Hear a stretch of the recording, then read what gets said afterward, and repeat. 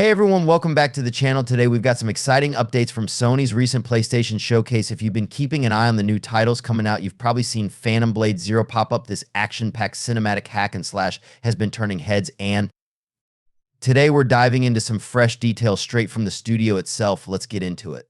First up, let's talk about what Phantom Blade Zero is all about. If you're a fan of fast-paced, high-octane combat with a blend of storytelling and exploration, this game checks all the boxes. Developed by S-Game. Phantom Blade Zero combines elements from games like Ninja Gaiden, Devil May Cry, and even Sekiro, but with its own unique twist. It's got that slick hack and slash action you love, but it's not just about fighting. There's a semi-open world, multiple paths to explore, and a deep combat system that's all about precision and skill.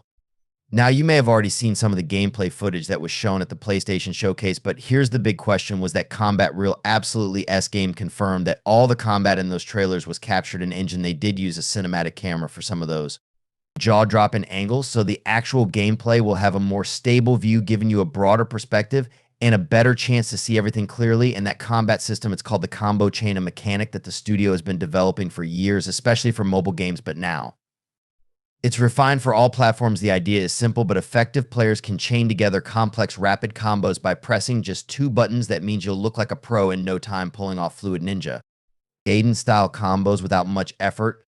And of course, there's still a lot of depth with skill, organization, timing, dodging, and parrying. Now, if you're wondering how long this adventure is going to last, you're looking at a pretty hefty game. The main story alone will take you around 30 to 40 hours too.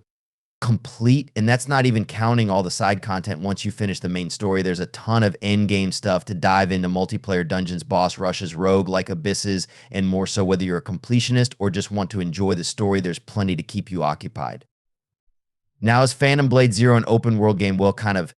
It's not the sprawling, massive open world experience like The Witcher 3 or Elden Ring, where you'll be spending hours riding a horse from one side of the map to the other. Instead, you've got a semi-open world with multiple paths and areas too explore, which feels more like a traditional hack and slash with an open world twist. So think of it as a more focused, interconnected world with freedom in how you approach each area rather than a sprawling sandbox. It's the best of both worlds, a sense of freedom, but without getting lost in the process. If you're excited about the story, here's a bit of a tease. Phantom Blade Zero is a prequel to Phantom Blade Executioner, is a mobile game that tells the story of the main character Soul when he was part of an elite group of executioners. The tragic events in Zero set Soul on a completely different path, and when you pick up Phantom Blade Zero, you'll see him not as a hero, but as a traitor hunted by his former friends. Playing Phantom Blade Executioners isn't required to understand the story of Zero, but it definitely adds more depth and context to the world and characters. So if you want to get a head start playing, the mobile game will give you a lot of background without spoiling any key moments in Zero. All right, let's talk platforms.